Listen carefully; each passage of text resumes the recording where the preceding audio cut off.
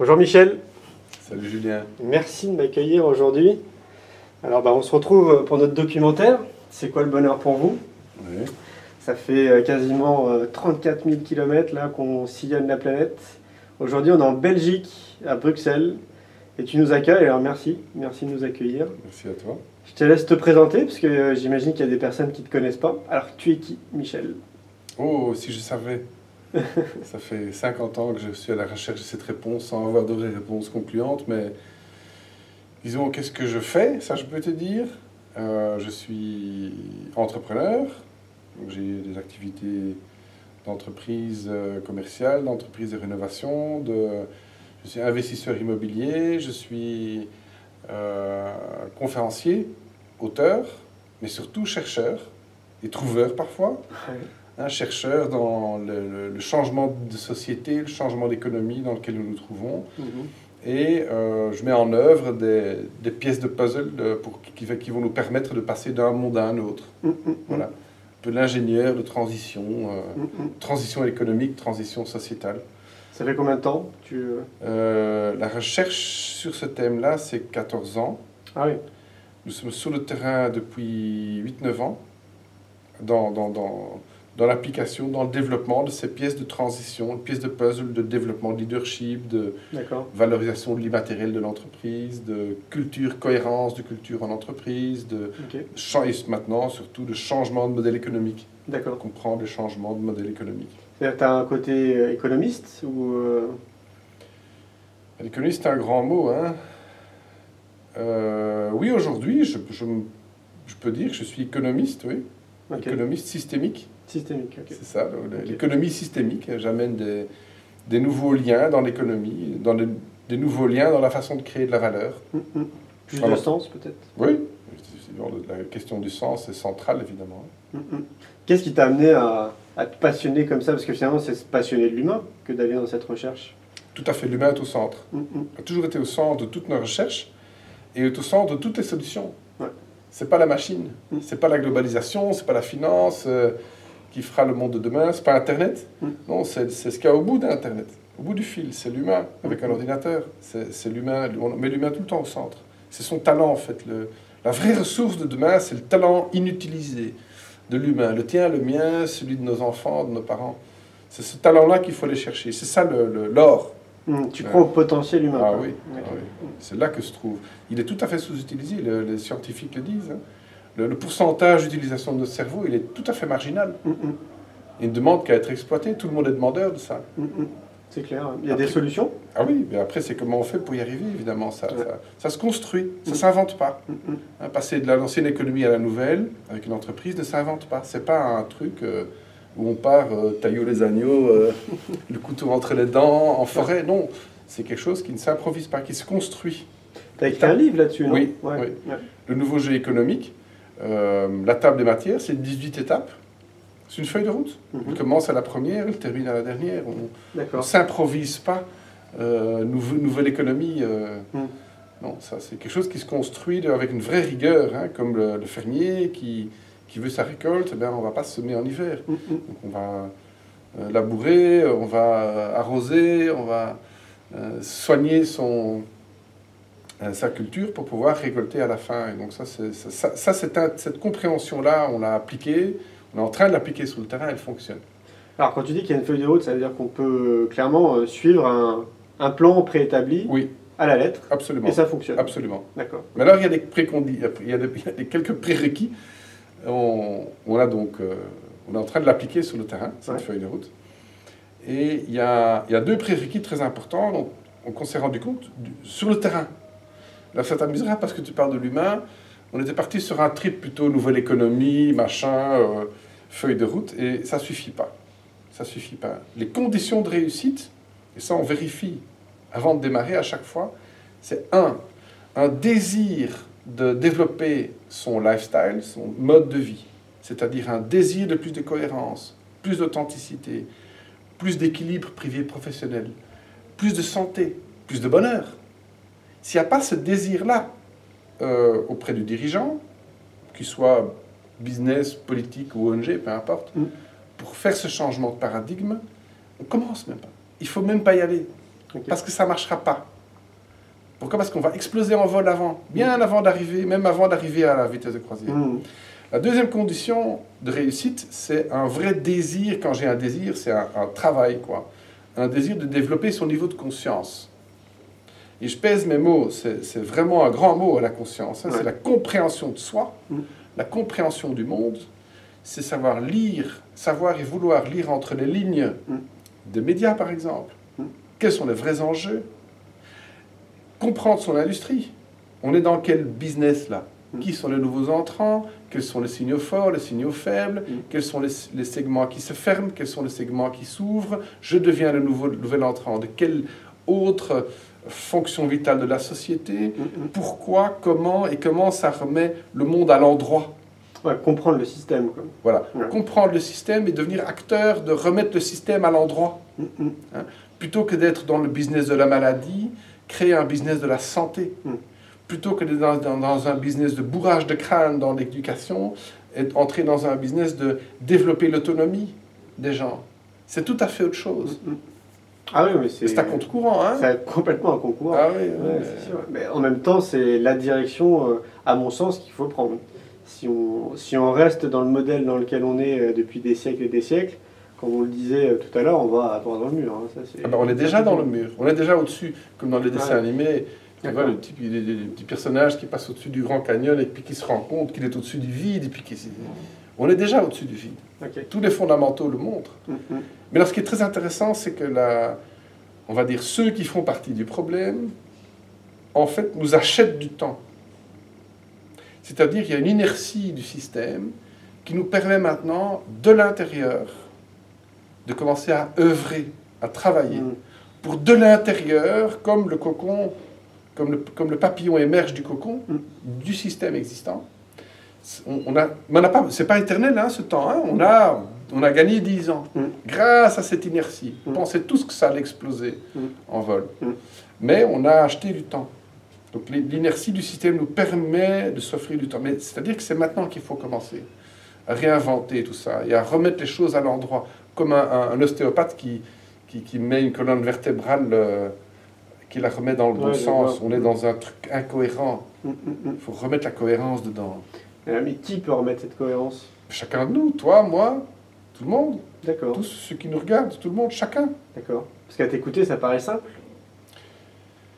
C'est-à-dire que une fois qu'on a passé le miroir de la conscience, comme dans Matrix, qu'on est passé de l'autre côté, et qu'on a, on va dire, géré nos casseroles principales, c'est-à-dire qu'on a commencé ce travail sur soi, et on va dire quand même accompli dans une certaine mesure, alors ça devient facile. Mais le plus difficile, c'est ce travail personnel de décider d'y aller vers la conscience de soi, vers la conscience du monde, et développer, découvrir qui on est, développer notre excellence et notre puissance personnelle. Ça, c'est le plus difficile. Le reste est facile. D'où l'école de la vie. Voilà. Chacun est invité à faire cette école de la vie à sa façon et de se faire entourer aussi, c'est très important, se faire entourer par des gens qui sont capables de les accompagner là-dedans. Tu les trouves où? Dans une grande humilité. Tu les trouves où? Bonne question, ils sont partout. Ils sont partout, Julien. Okay. Mais le truc, c'est que le maître n'apparaît que quand l'élève est prêt. Donc, à partir du moment où cette soif est présente d'évoluer, on trouve ces maîtres. Et bon, après, un maître, ça peut être aussi quelqu'un qui passe dans la rue. On n'est pas affiché, attitré, c'est pas parce qu'on a fait une formation qu'on devient un maître de quelqu'un d'autre. Mais chacun peut être le maître de quelqu'un d'autre. Et ça va toujours se mettre avec une logique parfaite. Oui, d'ailleurs, c'est le cas. Moi, je dis très souvent qu'on est chacun des guides, les uns pour les autres. Ouais. C'est un peu le cas. Hein. Après, oui, peut-être qu'il faut avoir les antennes dressées. Tout à fait. Être dans cette conscience, comme tu dis, cette volonté, en tout cas, de vouloir changer, ou d'être à l'affût, quoi, de regarder, d'observer, quoi. Mais on attire toujours ce qui se passe à l'intérieur de nous. Si je suis encore très dans l'ego, enfin, ce que j'ai connu, je me suis mangé tout ça à pleines dents aussi. Si je suis très dans l'ego, je vais m'attirer des gens qui sont très dans l'ego aussi. Donc je vais attirer un miroir de moi, automatiquement. Donc d'où l'importance d'aller plus vers de plus en plus d'humilité et de cohérence personnelle intérieure, parce qu'à ce moment-là, on va attirer aussi des événements et des gens qui feront miroir à ce qui se passe à l'intérieur de moi. Le bonheur n'est pas très loin. Ben, tu amènes la question du bonheur. Comment tu définis le bonheur, hein? Oui, c'est pour ça que le documentaire existe. Ouais. C'est quoi la définition du bonheur? Définition Est-ce qu'il y en a du bonheur. une universelle? Moi, je pense pas. 7 milliards d'individus, 7 milliards de définitions. Après, est-ce qu'il n'y a pas un modèle? Est-ce qu'il n'y a pas une façon de tendre vers un bonheur, vers un objectif commun quelque part? Parce que on pourrait considérer qu'on a tous envie d'être heureux, on a tous envie de tendre vers le bonheur. Est-ce qu'il y a une recette, un peu comme ce que tu décris dans ton livre, c'est une espèce de formulaire, quoi. Enfin, Feuille de route. Ouais, une feuille de route à suivre. Ça, je sais pas. Pour toi, ça serait quoi le bonheur? Je pense qu'il y a plusieurs façons de l'appréhender. La première façon, la plus puissante, je trouve, c'est se dire, tiens, je vais un jour me retrouver sur mon lit de mort, dans une semaine ou dans 100 ans, enfin, on n'en sait rien, peu importe d'ailleurs. Est-ce que ce jour-là, en faisant le flashback sur ma vie, est-ce que je vais être satisfait de ce que je laisse comme trace de ma propre évolution? Est-ce que j'ai grandi? Est-ce que j'ai amené de l'amour et du bonheur autour de moi? Est-ce que j'ai progressé? Et finalement, ça m'amène à cette perspective de me dire que finalement, ce n'est pas mon corps qui est habité par une âme, c'est plutôt mon âme qui a pris corps pour un laps de temps défini sur cette planète pour faire une œuvre, ou faire un travail, ou faire une évolution. Donc finalement, le sens de ma vie serait, ce jour, J-1, de dire, est-ce que mon âme est satisfaite de ces événements, de ces étapes, de ces jalons? Première chose. Et ça, c'est vrai que je commence à le faire, ça devient une seconde nature, c'est-à-dire cette perception de tout ce qui m'arrive, de prendre ces yeux de l'âme. Et c'est extraordinaire parce que tous les événements changent de profondeur, de perspective, changent de consistance complètement. Donc un bête événement qui peut paraître un problème, tout à coup devient un cadeau. Et j'ai cette manie maintenant de ne plus jamais être démoralisé, ou presque plus jamais être démoralisé, d'être triste. Et c'est de prendre tout comme un cadeau, chaque fois. Parce que si j'accepte l'idée que mon âme est quelque part complice des événements, ben, tout peut prendre un sens, peu importe. Pas de hasard. Pas de hasard, même les choses qui ont l'air embêtantes à prime abord peuvent avoir du sens. La deuxième perspective, c'est l'instant présent. Ça nous ramène toujours vers l'instant présent, évidemment. Est-ce qu'ici et maintenant, je suis dans une forme de paix? Est-ce que je suis dans mon instant présent, dans l'accueil des événements? Ou est-ce que je suis en révolte des événements? Est-ce que je suis connecté avec la terre, la mer et mon corps physique? Est-ce que je suis connecté avec cette lumière, cette conscience qui englobe tout, qui incarne tout le monde? Est-ce que je suis dans cette verticalité, dans ce flow? Donc, de ce flow qui accepte, qui accueille et qui amène aussi, qui me permet aussi d'amener le meilleur de moi. C'est l'instant présent. Donc, il y en a beaucoup qui ont fait des travaux extraordinaires, comme Eckhart Tolle et tout ça. Bien sûr, ouais. Donc, est-ce que je suis dans cette puissance dans l'instant présent? Cette puissance de perception, cette puissance de don, cet ancrage, cette puissance d'ancrage, ou est-ce que je flotte entre deux mondes, un peu n'importe comment, comme une petite bouteille à la mer qui finalement se laisse vivre? Ouais, c'est être en pleine conscience tout le temps, quoi. Voilà, c'est ça. Ouais. Idéalement, c'est ça. Okay. Et c'est très curieux parce que quand on entre dans ce flow, c'est pas fatigant. On pourrait croire que c'est fatigant, hein, que ça demande un effort permanent. Mais une fois que ça devient comme une seconde nature, eh bien, je trouve que c'est fabuleux parce que quand on est connecté, c'est comme si l'énergie circulait librement et que ça ne demande pas d'effort. Ouais. Voilà. Je suis d'accord. Ouais. Donc là, quelque part, on approche pour moi la notion de bonheur, de plénitude. On peut mettre plein d'autres mots autour de ça, hein, parce que le bonheur, c'est une espèce de poche, hein, comme un sac, dans lequel on peut mettre des choses, qui prend la forme finalement du sac. Et donc cette notion de sens de la vie et d'instant présent, je pense que ça approche le plus pour moi, la notion de bonheur. Tu parles de plénitude, ce qui veut dire que pour toi, bonheur égale plénitude? C'est le contraire, je crois. La plénitude est une composante du bonheur. D'accord.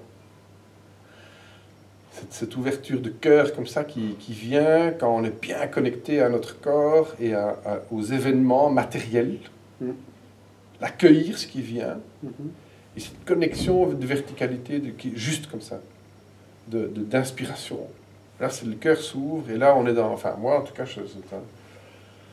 s'ouvre et il y a quelque chose qui vient, qui m'énergise tout le temps. D'accord. Ouais. Quand tu parles de connexion avec la source, je pense que ça ne va pas parler à tout le monde. C'est quoi pour toi de connecter à cette source dont tu parles? C'est quoi cette source? Deux composantes, hein, toujours. C'est l'aspect terrestre, corps physique. Déjà, c'est tout un programme. Hein. Et de se reconnecter à son corps, à ce que son corps sent, à ses pieds, à ses mains. Et pour ça, le travail manuel est une façon fantastique de se reconnecter à son corps, se connecter à la nature. Il y a des gens qui ne savent même plus s'ils ont mal ou pas. Ça ne va pas, ça. Donc, c'est la première chose. Écoute ton corps. Voilà, écouter son corps. Premier exercice. C'est tout un programme, hein. C'est 10 ans. Hein. Ou un vrai travail de reconnexion par le sport, par la connexion à la nature, le travail manuel, tout ce qui est thérapeutique, etc., massage, tout ça, c'est tout à fait salutaire. La première source, c'est la maman, c'est la terre. On vient tous de molécules qui viennent de la terre pour après repartir en poussière, etc. Donc, première, tout ce qui est corporel terrestre. Deuxième source, c'est la lumière, on va dire, c'est la conscience, c'est-à-dire c'est toute cette dimension de l'âme, de l'invisible. L'invisible qu'on palpe de plus en plus maintenant. Hein, on est dans une forme de conscience, qu'on est connecté, qu'on n'est pas tout seul. C'est l'âme, elle vient de quelque part, elle part quelque part. Il y a quelque chose de là. Eh bien, c'est comme une espèce d'immense tissu capitonné où il y a des boutons, et donc chacun est un bouton, et donc nous sommes tous connectés quelque part à ce monde supérieur. La lumière, c'est un grand mot, hein, mais, ou la conscience, ou l'antimatière, ou tout ce qui est invisible, ce monde invisible. On sent qu'on est connecté. On ne l'explique pas, mais on sent qu'on est connecté. Eh ben, je sens que je suis connecté à une partie âme que j'invite de plus en plus à s'exprimer, puisqu'elle sait tout. C'est extraordinaire, quand même. Est-ce que ce ne serait pas énergétique? Oui. Ouais. Subtil, énergétique, ça s'apprend. Ça s'apprend. Tu te rends compte quel privilège, on a tous cet interlocuteur qui est notre âme, qui, elle, voit tout. Il faut discuter avec, c'est extraordinaire, quand même. Ouais, pleurnicher, quoi. Non, mais ça fait aussi partie du ressenti et de l'intuitif et de cette reconnexion. On n'est pas tout seul. Attendez, quand tu regardes la magie de la vie, de tout ce qui se passe, c'est extraordinaire, quand même. Ah bah ouais, c'est pas mécanique, quoi. C'est magique, quoi. Ah oui. Ne serait-ce que, comment la Terre est apparue, la civilisation, les animaux, les plantes, le fait qu'il y ait de la vie, c'est juste incroyable. Hein. C'est absolument inouï, quoi. Alors quoi, on pense que c'est acquis, que c'est normal. Attendez, faut créer la vie, créer un enfant, c'est absolument époustouflant, quoi. Donc, accueillir ça aussi, de se dire, voilà, je ne suis pas seul. Et je peux m'en remettre à plus haut, me connecter à ce plus haut. À chacun sa façon. Hein, oui, peu importe comment. Ouais, voilà, chacun sa propre spiritualité. Mais il y a quelque chose, quoi. Il y a quelque chose. Oh, il y a plus que quelque chose. Ouais. Peu importe comment on le nomme, comme tu dis, Dieu, énergie, univers. Chacun sa sauce, chacun sa soupe. Voilà. Mais il y a un truc, quoi. Ah oui. On peut se connecter, quoi. On peut se connecter. Tout à fait. Nous sommes tous invités à nous reconnecter. Okay. Tu disais qu'il y avait une autre façon, peut-être, de concevoir le bonheur. Tu disais. Tu avais deux axes de réflexion. Donc j'avais le bonheur flashback qui donne du sens à sa vie, hein. Le bonheur de l'instant présent. Tu veux dire dans l'emploi du temps? Par exemple, oui. Alors,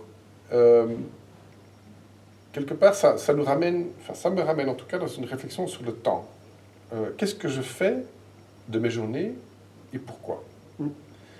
Du coup, en regardant un petit peu l'étymologie et l'histoire, hein, les Grecs avaient déjà réfléchi pas mal à la question. Ils avaient trois notions du temps. Le chronos, qui est le temps du corps physique, matériel. Ce temps-là, il est mesuré avec la montre. Okay. Il est limité. C'est entre maintenant et ma mort. Mon temps, c'est entre maintenant et ma mort. Okay. C'est limité. Alors, il y a le kairos, qui est le bon moment. Est-ce que c'est le bon moment de se voir, de faire cette interview? Est-ce que pour vous, c'est le bon moment de regarder cette interview? Kairos. Troisième notion du temps, c'est le aion, temps circulaire, le temps cyclique, la profondeur dans l'instant, pas le bon moment, mais le moment bon. C'est plutôt ce temps flashback qui me dit que, voilà, jour J-1, la veille de ma mort, eh bien, tout ce que j'ai fait a eu du sens, ça m'a construit, ça m'a fait progresser. Temps aion, qui a du sens, qui donne du sens. Du coup, je suis parti sur, au lieu de faire des choses, chronos, dans mon agenda, qui vont parfois être au bon moment, parfois au mauvais moment. Donc du coup, je perds pas mal de temps. Et parfois, si j'ai beaucoup de chance, vont offrir du sens et de la profondeur. Une fois sur 10. J'ai décidé de faire les choses à l'envers. C'est-à-dire de décider d'abord, est-ce que cette chose, donc je suis stimulé par quelque chose, est-ce que cette chose va m'offrir du sens? Est-ce que ça a du sens aujourd'hui de se voir, de faire cette interview? Oui. Du coup, je passe à la deuxième question. Donc, aion, donc je sais déjà que moi je serai content quand je serai mort, ou la veille, en tout cas d'avoir fait cette interview maintenant. Alors la question c'est, est-ce que c'est le bon moment, kairos, de faire cette interview, oui ou non? Dans mon évolution personnelle, oui. Et je pense que dans ton cycle, tu as déjà fait 300 interviews, ce sera que la 301e, mais je trouve que c'est un bon moment voilà, il y a quelque chose qui se croise, notre chemin se croise maintenant. Kairos, le bon moment. Alors ça aurait pu pas être le bon moment. Ça aurait pu être trop tôt pour moi, ou simplement trop tard. Du coup, décider si c'est le bon moment. Si c'est oui, là je le mets dans mon agenda. Je mets dans mon agenda en fonction de l'urgence, de l'urgent, mais dans les jours qui viennent, dans les semaines qui viennent. Et du coup, chaque chose que je fais, que j'ai mis dans l'agenda, offre du sens, et j'ai en tout cas validé que c'est le bon moment ou pas. Ça change complètement ma façon de fonctionner. C'est clair, oui.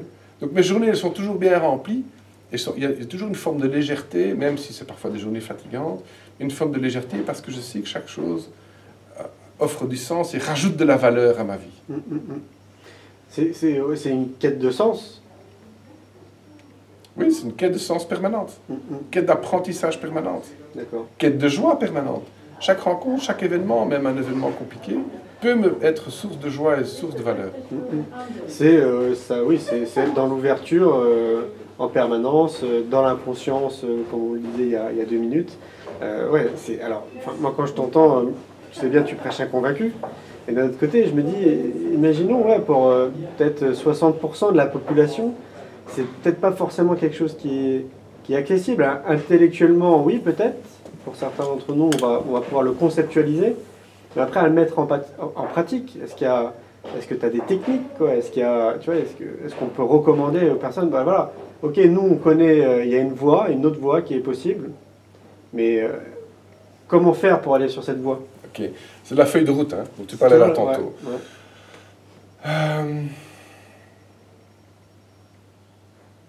Ok, alors, bon, il y a des étapes, des jalons. La première étape, c'est le désir et l'envie, comme je disais là tantôt, d'entrer dans quelque chose de vrai, pour soi. C'est un choix. Hein, c'est Néo qui doit choisir dans Matrix entre la pilule rouge et la pilule bleue. La pilule bleue qu'il fait entrer dans la conscience, derrière le miroir. C'est ça, je pense. C'est la bleue. Hein. Ouais, on s'en fout. Enfin, celle qui donne en tout cas accès à qui on est vraiment. Alors, ce choix-là, c'est la première étape. Et peu de gens font ce choix de façon consciente et spontanée. Très souvent, on est obligé, les événements de la vie nous obligent à ça. Un accident, une séparation, un changement professionnel difficile, une maladie. Okay? Très souvent, la vie nous oblige, avec ce miroir grossissant, à faire ce choix. Invitation, viens voir qui tu es vraiment. Alors ce choix doit être inconditionnel. C'est la condition. C'est pas un choix, peut-être je veux bien voir un peu, mais pas tout. parce qu'il y a des parties de moi que j'ai pas envie de voir et qui sont trop difficiles à appréhender. Ça marche pas, ça. Ok. Donc il faut y aller, il faut partir en forêt, c'est-à-dire sortir de ce pré d'herbe qui est tout à fait mangé, sortir de la clôture et aller en forêt vierge, chercher cette mine d'or, cette mine de diamants. Il faut y aller tout entier. Sortir des sentiers battus. Absolument, sortir des sentiers battus et oser se mettre en danger quelque part par rapport à ce qu'on connaît. On dit sortir de sa zone de confort. Voilà. Premier truc. Deuxième, c'est plonger dans ses racines. Plonger dans ses racines, ça veut dire quoi? C'est comme l'arbre qui, en automne et en hiver, et peu de gens savent ça, que la sève descend. Qu'est-ce qu'elle fait en descendant, la sève? Elle vient alimenter les racines, elle vient faire grandir, approfondir les racines, ce qui va permettre au printemps prochain de faire grandir l'arbre et d'amener plus de fruits encore au monde. Donc c'est ça, c'est plonger dans ses racines. Et c'est quoi ça? C'est d'où je viens, ma terre natale, mes parents, père, mère, mes ancêtres.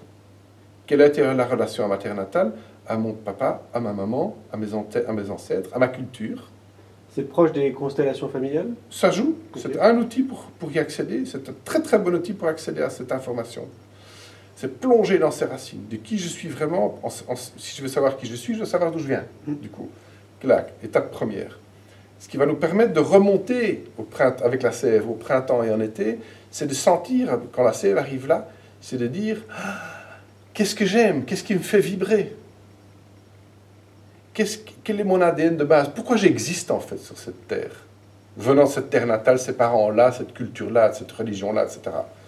Qu'est-ce que je sens, qu'est-ce qui vibre en moi, pour après décider de qu'est-ce que j'ai envie d'offrir au monde, quels sont les fruits, comme l'arbre finalement. Et en faisant ce travail-là, très souvent on se rend compte que d'abord on est dans quelque chose qui ne me fait pas vibrer, que je suis déconnecté de mes racines, parce que expatrié, coupé de mes parents, peu importe quelle histoire, et je suis donc absolument pas conscient de ce que je peux amener au monde. Si je ne sais pas ce que je peux m'amener au monde, cette quête de sens dont tu parlais, mais alors je suis à côté de qui je suis. Et je vais m'éteindre et mourir. Physiquement, psychologiquement, mentalement, émotionnellement. Alors, il faut savoir qu'en plus qu'une personne sur deux aujourd'hui de la population totale occidentale souffre de burn-out, de dépression, d'anxiété en tout genre, maladie mentale en tout genre, maladie chronique en tout genre, plus qu'une personne sur deux. Ça veut dire qu'une personne sur deux est en souffrance. En souffrance pourquoi? Probablement, pour une grosse partie, parce que déconnectés de ce pourquoi ils sont vraiment venus sur cette planète. Et inconscient, tout ça, ce sont des invitations à entrer dans une forme de conscience. De qu'est-ce que je peux apporter au monde? Si je peux faire quelque chose qui me fait vibrer, qui correspond à mon ADN, qui correspond à quelque chose de puissant, connecté racine, voilà, à qui je suis vraiment et que je peux contribuer au monde, ça donne du bonheur. Même si c'est difficile. Et quelque part, tant mieux si c'est difficile, parce qu'au moins on pourra dire, mec, on a réussi, quoi. C'est ça, ouais. On a amené quelque chose d'extraordinaire. On a amené de la valeur, quoi. Ça donne du bonheur. Si je résume, c'est trouver ses qualités et les mettre à contribution pour un bien commun. Exactement. La notion du bien commun est très importante. Bien commun, c'est connexion, je fais le geste toujours à au-dessus. Hein, c'est pas les étages ici, au-dessus de l'hôtel, c'est pas les suites 5 étoiles, pas du tout. C'est la connexion à ce projet commun de l'humanité. Comme nous sommes tous connectés, imaginons, hein, partant du point de vue, ça n'a pas été prouvé scientifiquement, mais imaginons nous sommes tous connectés, si je contribue à ce projet commun, et si tout le monde fait de même, tout à coup on va entrer dans une toute autre énergie, évidemment. Et contribuer à un grand projet qui contribue au bien commun, tout à coup ça va mobiliser toutes les personnes qui vont graviter autour de vous. Ça vous remplir de joie. Ça, par contre, ça a été scientifiquement prouvé. Oui, que contribuer, oui, bien sûr. La notion de contribution donne beaucoup plus de bonheur que d'accumuler quelque chose. Tout à fait. Oui. On est dans un monde égoïste qui accumule, qui métastase tout le système économique et social. Et qui partage. Je veux garder. Hein, les métastases, c'est ça. C'est des boules d'énergie qui circulent plus. My precious. Voilà, exactement. Donc, le contraire, c'est quelque chose qui circule. Voilà. Et si chacun amène le meilleur de lui-même au service d'eux, tout à coup, ça change complètement l'énergie du truc. C'est le partage. Oui. On est clairement dans le partage. Les réseaux sociaux, à ce niveau-là, ont tout compris. Oui. On est clairement dans le partage. Tout à fait.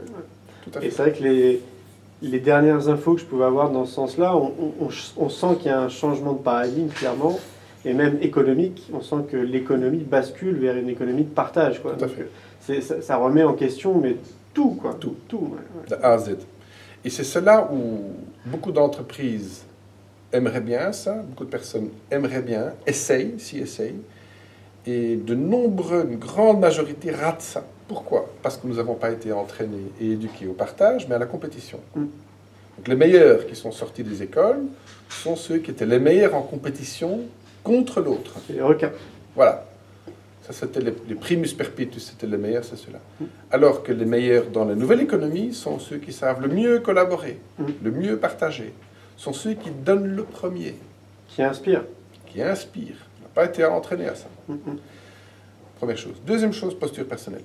Deuxième chose, c'est que le paradigme économique aujourd'hui dit, tiens, on va faire du sharing economy, hein, l'économie du partage, on va faire travailler la masse et sucer ce qui reste de moines, du crowd, hein, les grands mots, hein, crowdsourcing et tout ce que vous voulez. Et en fait, ce qu'on fait, c'est la pire forme de capitalisme, c'est sucer la dernière goutte en donnant soi-disant du sens aux gens pour finalement accumuler encore plus de fric. Ah ouais, ok. Et donc, c'est les dérives de l'économie du partage où on est dans un modèle hyper capitaliste qui est encore pire, en fait.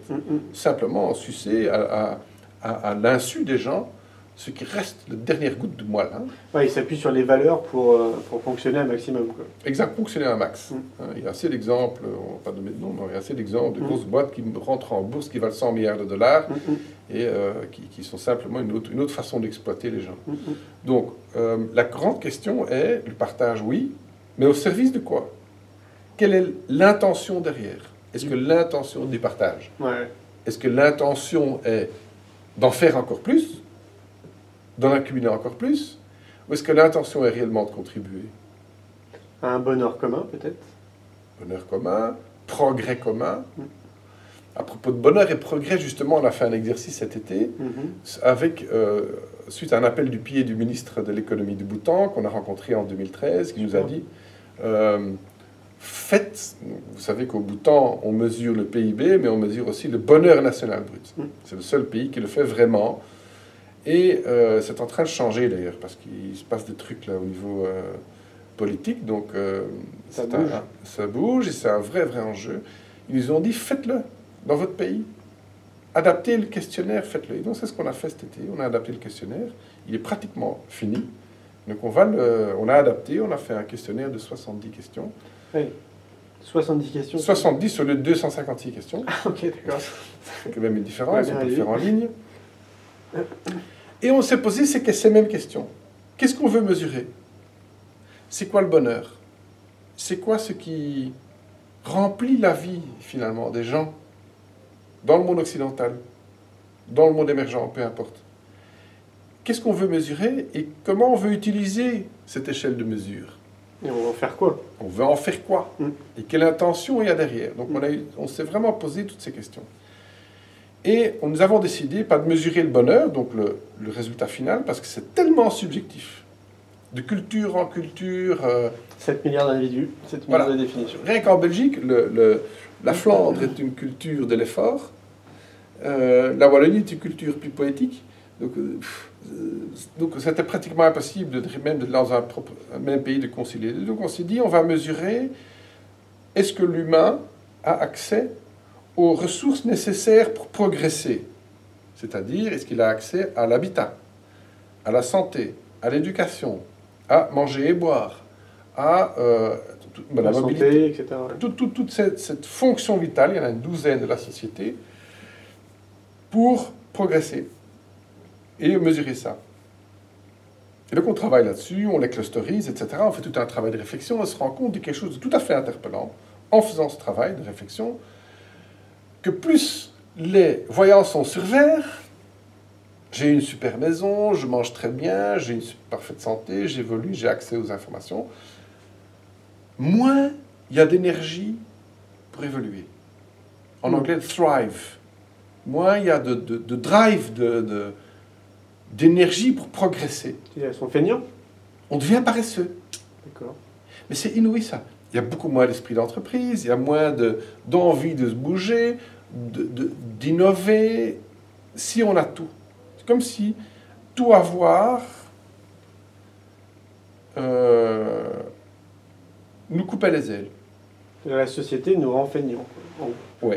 Comme si la société occidentale arrivait à cette maturité dont nos parents, nos grands-parents ont fait tout ce qu'ils pouvaient pour arriver à nous offrir tout ça dans le monde occidental. C'est pas faux, on voit, ils nous sédentarisent, globalement. Oui. On n'est plus amené à se déplacer, tout est quasiment automatisé. Oui, je vois très bien ce que tu veux dire. Même dire. si on n'a jamais autant voyagé de notre vie, hein, donc dans l'histoire du monde, on n'a jamais autant communiqué que dans l'histoire du monde, on n'a jamais eu autant d'accès à des informations. Et plus on a finalement accès à tout ça, plus on devient bête, j'ai l'impression.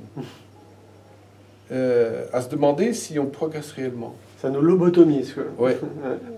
Vraiment à se demander si est-ce que c'est vraiment du progrès. Et plus je voyage pour mon travail, je vais dans des pays émergents, hein, comme en Afrique, comme en Amérique latine et en Amérique centrale, c'est étonnant, ou en Anatolie, enfin peu importe, il y a un désir de progresser. Parce qu'il y a des voyants qui sont sur orange et sur rouge. Ah, on veut tac, on veut ci, on veut ça. Comme s'il fallait qu'on progresse à partir du moment où on n'a pas le choix. Oui. Il y a un objectif. Il y a quelque chose. Il y a un... Et matériellement, dans notre monde occidental, on a tout. Ouais. Plus que tout. C'est clair. Du coup, quel va être le prochain objectif? Et c'est là, je pense, qu'on est devant un moment absolument historique. Un seuil, un palier, mais qui est à 10 marches, hein, qui est ce palier de conscience. Élévation spirituelle. Exactement. Ouais. D'élévation, de reconnexion, et quelque part qu'on va devoir maintenant aller derrière toutes ces apparences de matériel, de satisfaction. En fait, toutes ces fonctions vitales, c'est une forme de satisfaction matérielle. Ouais, clairement. Je n'ai pas mal, je n'ai pas de manque, je n'ai pas faim. Du coup, j'arrive à zéro. J'arrive à zéro. Je ne suis pas en négatif, j'arrive à zéro partout, presque à zéro partout. Du coup, quel est le prochain palier? Et ce prochain palier, c'est, à mon sens, cette reconnexion verticale, pas horizontale, mais verticale, à la conscience collective, à la lumière, c'est un grand mot, mais à avoir accès à ce projet commun et à la partie invisible du projet commun. Ouais, ce qui pourrait justifier ce sentiment qu'on a un petit peu tous, que justement, là, il y a une prise de conscience qui se fait à l'échelle planétaire. Oui, on le sent très fort. Hein. Ouais. Moi, j'ai des discussions avec des gens extrêmement simples, qui n'ont pas terminé l'école, mais qui sont d'un niveau plus élevé, spirituellement et humainement, qu'il y a 5 ans avec des dirigeants. Ouais, plus éveillés. Plus éveillés. C'est génial, quoi. C'est clair. Et ça va à toute vitesse, quoi. Ouais. Mais d'année en année, on sent vraiment cette conscience qui augmente de façon exponentielle. Et tout à coup, on va avoir, boum, un revirement. Et on va tous se retrouver au palier, sous le palier. Et ceux qui n'auront pas fait ce choix, ça va être, comme on dit vulgairement, ça va chier grave. Ça va être mauvais, quoi. Ouais. Ceux qui n'auront pas fait ce choix d'augmentation du niveau de conscience, ceux-là vont avoir très dur. À quel niveau, à ton avis? Au niveau physique, d'un mal-être physique, un mal-être émotionnel, un mal-être mental. Regardez autour de vous le nombre de personnes qui sont en souffrance et qui ne veulent pas en sortir. Et ceux-là vont mourir physiquement, mentalement, émotionnellement, spirituellement. Donc on va vers une mort. Donc, et ce choix de vie, il est salutaire. Pour moi, c'est ça le bonheur, c'est ce choix de vie. Sortir de cette espèce de tourbillon des apparences pour entrer dans un tourbillon, de nouveau ça peut paraître bisounours, mais un tourbillon de lumière et de conscience et un choix de vie, un tourbillon de vie, c'est ça quoi, quelque chose de lumineux. On le voit dans les yeux des gens. Quand vous êtes dans n'importe quelle réception, moi je fais l'exercice avec mon équipe, je dis cherche la lumière. Je leur dis en début de soirée, cherche la lumière. Ça veut dire regarde dans les yeux des gens où ça pétille, où il y a de la vie. Ouais. C'est ces gens-là qui sont intéressants. Les gens où il n'y a pas de lumière, et vous les connaissez tous, ces gens, vous qui nous regardez, hein, ces gens où il n'y a pas de vie dans les yeux. Mais ça, il n'y a pas de choix de vie. Ouais. Il y a une résignation à la vie. Ouais. Voilà. Ouais. Ils leur se topent, ils en reçoivent tellement plein la gueule, et pan, donc ils sont en train de mourir. Ouais, ils se sentent même Condamné, résilié. Voilà. Résilié, résigné, condamné, Ouais. mort, vivant. Comme des zombies. C'est un peu ça. Et quand je dis ce tourbillon de vie, on le voit dans les yeux. Et peu importe l'âge, finalement, peu importe la génération, il y a déjà des jeunes qui sont morts, vivants. Oui, bien sûr. Terrible. Les enfants, globalement, sont la meilleure représentation de ce que tu expliques. Oui. Ouais. Avant 10 ans, Ouais. où il y a encore toute cette candeur, toute cette vie, toute cette curiosité, il n'y a pas cette désillusion. Ouais. Peut-être qu'ils n'ont pas été aussi encore conditionnés, justement, par la société. Ouais. Exactement. Ouais. L'éducation, c'est une machine à conditionner, à taper dessus pour faire entrer un savoir et pas ce que l'éducation devrait réellement être, c'est-à-dire faire émerger la personne à qui elle est vraiment. Son plein potentiel. Ouais. Voilà.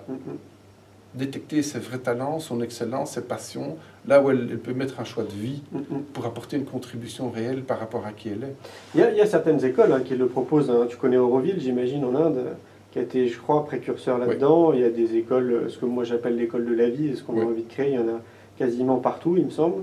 Et elle s'appuie justement sur cette idée de réveiller vraiment le plein potentiel de l'individu et de l'enfant. Donc il y a vraiment, j'ai envie de dire, un message positif quand même derrière tout ça. C'est possible, quoi. C'est possible.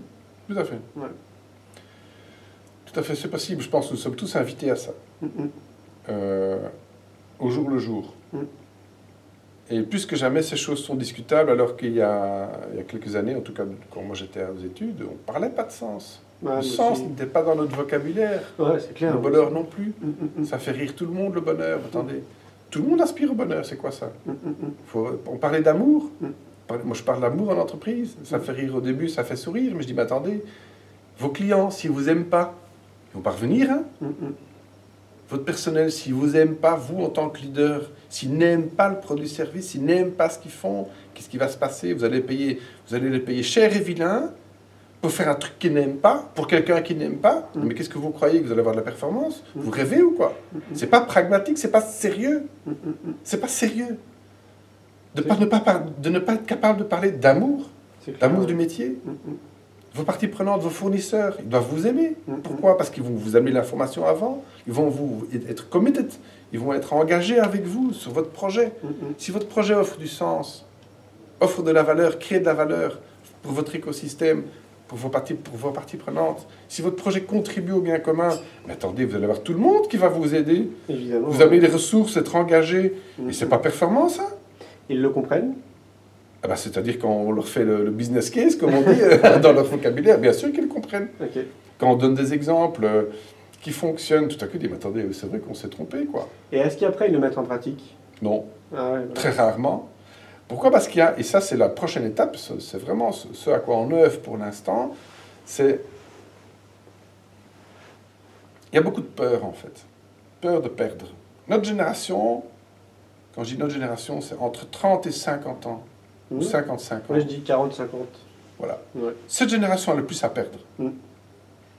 Du coup, il y a peur de perdre. Peur du changement. Peur du changement, peur de perdre les acquis. Le jeune a beaucoup moins à perdre. Et la personne plus âgée aussi a beaucoup moins à perdre, puisqu'elle a déjà accumulé, elle a déjà fait ce qu'elle devait. Du coup, il y a une reconnexion entre générations, et c'est ça qu'on essaie de faire, de préparer des jeunes de moins de 30 ans à devenir des extrapreneurs, pas intrapreneurs, pas entrepreneurs, mais extrapreneurs. On va les former, pas les former, non pas les préparer à construire des business et construire des activités créatrices de valeur, mais en les adossant à des dirigeants existants, qui, eux, sont incapables de ça, ont trop peur, n'ont pas le temps, pas les ressources, pas le temps, et ils ne sont pas branchés, précablés.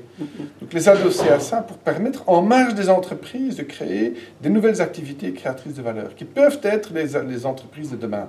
C'est une très bonne idée. Oui, les extrapreneurs. Donc on est en train de développer ça, et de le tester pour nous-mêmes, pour des projets à nous, avec très grande performance. Mais donc ce sont des gens, de nouveau, qui ont traversé, comme j'ai dit, choix conscient, gérer ses casseroles, transmuter tout ce négatif émotionnel en puissance, entrer dans ce qui les passionne vraiment, décider de contribuer au monde avec un fruit unique et personnel, etc., etc. Et donc, tous ces gens se font tous coacher, se font tous suivre par des guides et des maîtres spirituels, par des psys, tout ce que vous voulez, des coachs. Moi, j'ai 3 coachs personnels pour 3 choses différentes. On doit s'entourer. C'est pas quelque chose qui s'improvise tout seul. C'est impossible. Jamais.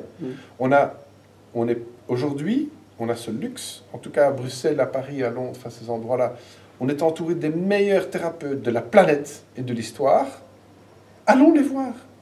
Allons prendre la main de quelqu'un pour se faire aider. Ouais. Donc, tous ces gens, mais c'est une puissance de frappe après, extraordinaire. Hein.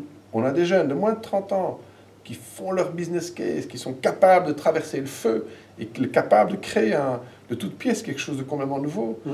Et donc c'est ça, puis porteur de sens, quoi. Porteur de sens, porteur de créateur de valeur pour toutes les parties prenantes, aller discuter avec ces parties prenantes, créer de la valeur entre nous, activer des ressources de façon nouvelle et intelligente, c'est ça, en fait. Et donc, dans la question, est-ce qu'ils le font après? Ils comprennent intellectuellement, mais ils ne le font pas derrière. Donc ici, il faut créer... En fait, il faut allouer les ressources là où elles sont, dans cette cocotte, les mettre ensemble pour faire que la soupe soit bonne. Et une de ces ressources, c'est l'esprit d'entreprise, c'est cette soif de développer et de créer de la valeur. Et c'est pour ça qu'on va trouver ça chez les jeunes, notamment, qu'on peut préparer à cette nouvelle forme de création de valeur d'économie. Ouais, puis il y a un vrai désir d'apporter un bien commun. Oui. C'est pas juste pour sa pomme. C'est au-delà de donner du sens, ça veut participer quand même à un bien collectif, à une communauté, et ça, moi, je trouve que c'est juste génial, tu vois, que cette nouvelle génération là, arrive et soit animée de toutes ces valeurs. Hein. Pas tous, ils ne sont pas tous comme ça. Hein. Pas tous. Non, non. Mais il y a un petit pourcentage, mais allez, je ne sais pas combien, mais en tout cas 1 sur 10, qui a réellement envie de contribuer à quelque chose. Et qui d'abord ça, et pas d'abord mes fesses. Non, d'abord contribuer et offrir. C'est comme le jeu, tu me tiens par la barbichette, le premier qui ira recevra une tapette. Celui qui perd dans ce jeu, c'est celui qui rigole en premier. Il a perdu, c'est le perdant. Donc tout le monde se fout de sa gueule. Mais c'est qui crée réellement de la valeur dans ce jeu? C'est celui qui rigole le premier. Donc c'est en apparence celui qui a perdu, mais c'est lui qui crée de la valeur. Donc c'est en gros, pourquoi je raconte cette histoire, c'est celui qui va offrir au bien commun. Le premier de la valeur, d'abord tout le monde va se foutre de sa gueule. Il est con, lui, au lieu de penser à son propre portefeuille, il est en train de courir comme toi. Tu fais le tour du monde, tu as fait combien de bornes? 34 000 bornes. Putain, 34 000 km. Pourquoi faire? Je t'ai demandé quel est ton business model. Il dit, je sais pas, je sens que je dois le faire. Tu offres au monde ce cadeau, d'aller recueillir finalement cette essentielle moelle de ce qui crée de la valeur pour les gens. Tu sais pas comment tu vas avoir ton retour sur investissement. Je trouve ça vraiment gonflé, quoi. Et ça, tu es le premier qui offre. On peut sourire pour dire celui-là, c'est un rêveur. Non, mais c'est toi qui crée de la valeur, d'abord. Et après, tu vas avoir un retour sur investissement inattendu de l'univers. C'est comme ça que ça se passe. Exactement. C'est comme ça que ça se passe. Je suis bien d'accord. On ne sait pas encore comment, mais ça va arriver. Non, c'est sûr. Ce que je vois, tu sais, à travers ces reportages et la population qu'on interviewe, c'est qu'il y a une personne sur 4 qui est capable de répondre à la définition du bonheur. En tout cas, ce qu'est le bonheur pour lui. T'imagines? Il y a de quoi quand même se poser des questions.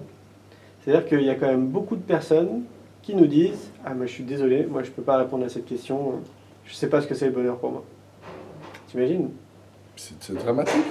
Pour moi, c'est un reflet de la société. C'est que justement, il y a quelque chose à changer dans cette société. C'est absolument pas normal qu'une personne ne puisse pas définir le bonheur pour elle-même. On devrait tous le savoir. Tu vois, en tout cas, on devrait au moins tous se poser cette question, quoi. Et si tu te poses cette question, bah forcément, au bout d'un moment, tu réponds à cette question. Donc, ce qui est très intéressant dans ce que tu nous expliques, c'est qu'il y a un vrai... Il y a beaucoup d'optimisme, en fait, derrière, tu vois.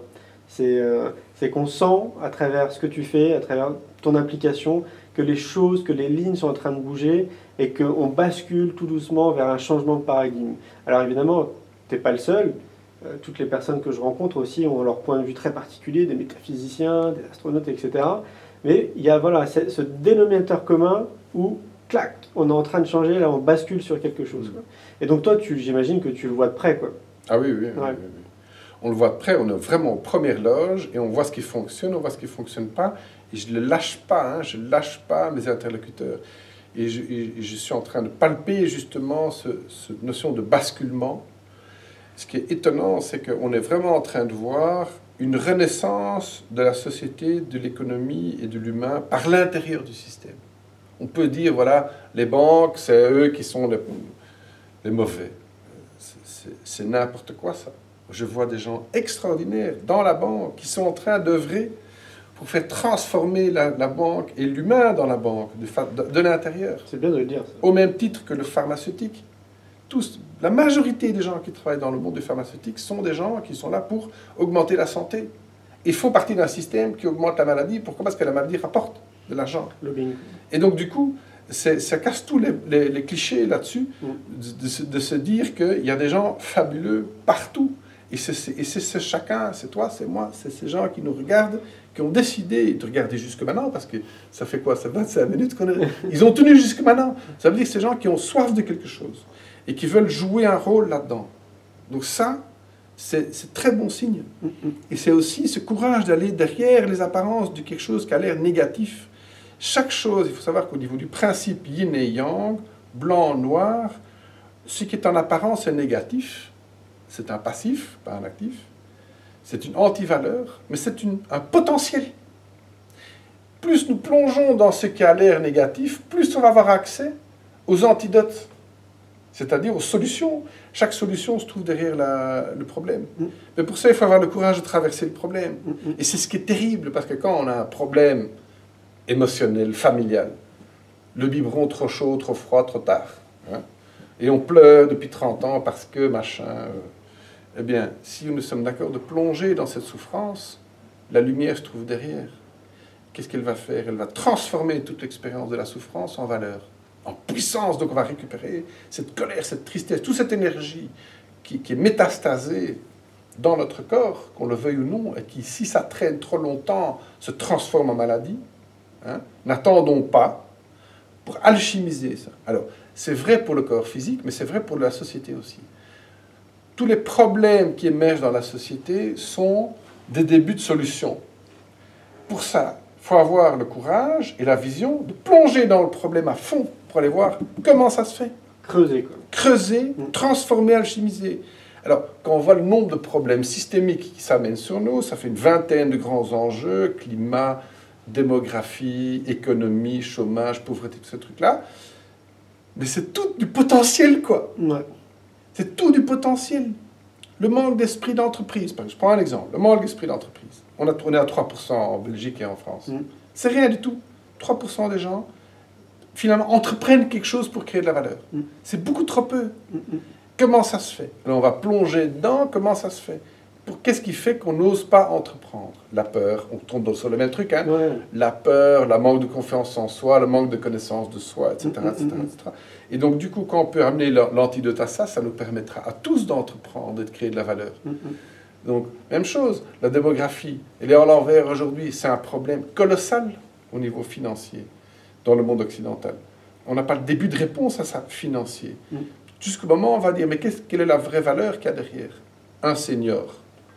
Comment est-ce qu'il peut lui apporter quelque chose? Vous allez discuter avec n'importe quel senior, pas n'importe quel, puisque un senior sur deux a envie de jouer un rôle, a envie de sens dans sa vie aussi. Ouais. Mais du coup, prenons ces deux problèmes, mettons-les ensemble pour amener des solutions. Qu'est-ce que tu peux amener au monde? Hein? Et tout à coup, on va donner du sens et remettre du sens et activer toutes ces poches de ressources sous-utilisées. Le problème devient solution, à condition qu'on a fait ce choix, on revient aux mêmes recettes, hein. On a fait ce choix de traverser les apparences, d'aller chercher la valeur là où elle est, chez les gens, dans le cœur des gens. C'est l'intelligence du cœur. Pour ton livre, c'est le jeu de l'économie. Le nouveau jeu économique, oui. Tu as interviewé plus de 52 personnes, oui. C'est ça, à travers le monde. Oui. Ce sont quoi? Ce sont tous des économistes? Non. C'était quoi les profils? Il y a des économistes, des capitaines d'industrie, des experts en tout genre, des opinion leaders, des leaders d'opinion. Et je leur ai tous posé la même question. Les mêmes questions. C'est quels sont... D'abord, est-ce qu'ils aiment bien ce nouveau principe du nouveau jeu économique systémique qu'on propose, c'est-à-dire trois clés. Un, le bien commun, dont tu as parlé plusieurs fois. nous devons apporter quelque chose au bien commun, l'intention de notre activité, créer de la valeur au bien commun de plusieurs façons différentes. 2, c'est de travailler avec ses parties prenantes, tout son écosystème de parties prenantes, parce qu'ils ont des ressources à plusieurs niveaux. On appelle ça aussi le cerveau collectif. Voilà, par exemple. Et la troisième clé, c'est la valeur n'est pas que financière et matérielle. La valeur, c'est aussi la connaissance, c'est la valeur de cœur, de motivation, de confiance, c'est la valeur de communication, la valeur du bien commun, la valeur de terre, la valeur des processus. Et donc avoir cette rigueur de faire 7 bilans actifs et passifs de qu'est-ce qu'on a, qu'est-ce qu'on n'a pas. Okay. Et si on fait ça avec, pour nous, pour notre projet, pour notre entreprise, pour nous-mêmes et pour les parties prenantes, on peut commencer à faire du, comment on dit, du plug and play, ouais. Hein, activer des ressources dans notre écosystème pour créer de nouvelles formes de valeur. Ce qui est marrant en entendant, c'est qu'il n'y a pas un seul moment où on entend argent. La notion d'argent n'existe plus, quoi. Si, regarde, Julien, justement, l'argent, c'est une énergie. L'argent de l'entreprise, donc l'argent, c'est de l'énergie vitale de l'entreprise. S'il n'y a plus d'argent, elle fait faillite, elle est morte. C'est très simple. Quand je fais le copier-coller sur l'humain, c'est l'argent, c'est, enfin, l'énergie vitale de l'humain, c'est quoi? C'est l'énergie vitale ARA. Quand ceux qui ont fait des arts martiaux savent où c'est juste derrière la boucle de ceinture, c'est sa batterie. L'énergie vitale physique, l'énergie sexuelle. S'il n'y a plus d'énergie vitale, on est mort. C'est la même chose. En fait, et ce qui est extraordinaire, c'est que l'énergie vitale, au même titre que la caisse de l'entreprise, l'argent, est le résultat de tout un travail en amont. De connaissances, d'activation de connaissances, de contribution, de communication efficace, de motivation, de processus efficace pour transformer les ressources en besoin, de connexion à la terre, de ressources. Donc, l'argent n'est que mesuré si l'organe est en bonne santé. Donc, quelque part, c'est le résultat. Mais ce n'est pas l'objectif. C'est le résultat. En tout cas, il ne faut pas que ce soit l'objectif. Oui. D'accord. C'est pas l'intention de base, c'est un leurre, c'est un mensonge, ça. Donc l'intention de base, idéalement, devrait être tournée, une fois de plus, vers la collectivité, vers le bien commun, vers le partage.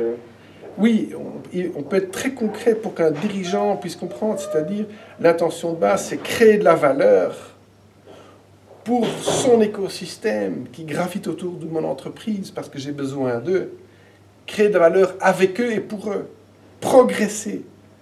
C'est très concret ça, hein? C'est pas bisounours, on va se partager nos foreuses et manger ensemble une crêpe quoi, qu'on va cuire sur un feu de bois. Non, c'est créer de la valeur ensemble pour faire progresser la collectivité et l'humanité parce qu'on a besoin de tout le monde. Et une entreprise et ses valeurs fondamentales, en fait, doivent pouvoir se retrouver là-dedans. En fait, elle a dévié. Ouais, c'est clair. Ça me fait penser clairement à l'amour quand je t'entends parler. Je veux dire, en gros, il faut se diriger avec... faire les choses avec amour. Être dans cette notion de partage avec amour, être dans l'amour, quoi. L'amour inconditionnel. Ouais. Et donc, l'amour, quand on voit de cet étage, c'est l'étage central. Hein, c'est le pivot, en fait. Et l'amour et les valeurs émotionnelles, et l'amour sous toutes ses dimensions, ont été étranglés beaucoup trop dans l'entreprise. Du coup, ça ne circule pas assez. Donc, en fait, on est dans un monde très inefficace. Quand on regarde aujourd'hui la performance des gens dans les entreprises, au prix où on les paye dans le monde occidental, mais c'est super sous-utilisé. Ouais. Les gens n'aiment pas ce qu'ils font. Comment voulez-vous que les gens soient efficaces s'ils n'aiment pas ce qu'ils font? Ils sont dans un métier qu'ils n'aiment pas, qu'ils ont fait parce que papa voulait ou je sais pas quoi, parce qu'ils sont obligés de payer le loyer. Mais comment voulez-vous être efficace quand vous regardez d'autres organisations qui sont construites sur la base de la passion, de la raison d'être, de l'excellence, d'un partage d'excellence, sur des projets avec un objectif clair, mais c'est beaucoup plus performant. Donc quelque part, la performance vient avec la cohérence. Donc l'amour, oui, mais surtout la cohérence, cette circulation, cette cohérence qui fait circuler. L'amour est clé, puisque c'est le cœur de l'entreprise, c'est le cœur de l'humain. Donc il faut ouvrir le cœur pour faire circuler la valeur. L'amour est une condition, c'est un prérequis en fait. Est-ce qu'il y a des citations qui t'ont inspiré pendant ton parcours de vie, qui t'ont parfois peut-être voilà, donné cette petite impulsion, qui a peut-être provoqué une forme de déclic, qui t'a permis de continuer d'avancer et peut-être parfois de peut-être pas lâcher les bras parce que bon, voilà, clairement on n'est pas dans un monde de bisounours. Parfois, on peut avoir cette sensation de baisser les bras face à un constat voilà, qui est peut-être pas forcément tout rose. Et c'est vrai que des fois, ça peut être un livre, ça peut être une personne que tu rencontres, ça peut être une citation. Est-ce que tu as des citations comme ça qui t'inspirent et qui te donnent envie de continuer ou... Pour moi, une des plus grandes, c'est Gandhi, quand il dit vivez ce que vous voulez voir dans le monde, ouais. d'abord. Soit le changement que tu veux voir. Soit le changement. Donc, c'est travailler ce que j'ai envie de voir changer. Si je vois la haine à l'extérieur, je dois travailler ma propre haine intérieure. Et tous les maîtres spirituels vous diront la même chose, tous les coachs vous diront la même chose. Quelque chose qui te dérange, mais à quoi ça fait écho chez toi? Et comment toi, tu peux alchimiser ta propre haine intérieure ou ta tristesse intérieure. Et c'est là qu'on peut guérir chacun, quelque part, cette part qui est miroir à l'extérieur. Et comme tout est relié à tout, nous sommes reliés à tout. On le voit matériellement dans certaines entreprises où on travaille. Quand les gens changent, toute l'ambiance de la boîte change. Et tout à coup, il y a une espèce de magnétisme qui se met en place où on a tous envie de contribuer au projet d'entreprise. Dans les entreprises où on a été jusqu'au bout, c'est ça qu'on a vu. Quand les gens... C'est pas un changement, en fait, c'est un mot que j'aime pas changer. C'est quand les gens deviennent eux-mêmes, que tout à coup la magie se passe, opère. C'est ça qui est génial. Et donc, c'est une grande citation. Si je dois en retenir une, c'est que là, j'étais inspiré par 100 citations, mais la plus importante et la plus belle, c'est celle-là pour moi. C'est comme s'ils redécouvraient leur petit enfant intérieur, non? C'est pas un peu ça? L'enfant qui devenir soi. Ouais, devenir soi. Ouais. Devenir soi, c'est redevenir, remanifester cette pureté de l'enfant. C'est tout à fait vrai. Et pour ça, il faut retraverser à reculons tout ce qui nous a traumatisés et fermés dans nos vies. Et dans la feuille de route, c'est ça, hein, quand on dit gérer ses casseroles, c'est faire, mais j'ai fait ça une fois matériellement, j'ai fait une ligne de vie, et j'ai mis les dates et les moments et les personnes, à plusieurs étages, les personnes qui m'ont marqué, les événements qui m'ont marqué, qui m'ont attristé, qui m'ont mis en colère, pour après, à reculons, faire la paix avec chaque événement, chaque séparation, chaque douleur, chaque souffrance, pour transformer ça chaque fois en puissance. Ce qui me permet de revenir à ce petit garçon que j'étais, moins de 10 ans, ce petit garçon qui très vite se dit « mais je me suis trompé de planète ici ». Qu'est-ce que c'est que ces gens qui sont jaloux, qui ne sont pas aimants? Je me suis trompé de planète, je voulais repartir. Quand j'avais 8-9 ans, je voulais mourir et partir d'ici. Et donc revenir à cet enfant qui est pur, qu'on a tous été, qui peut offrir finalement toute cette profondeur, cette amplitude et cette largeur d'excellence au monde. Je suis d'accord. Merci beaucoup, Michel. Merci à toi, Julien. À bientôt. À bientôt.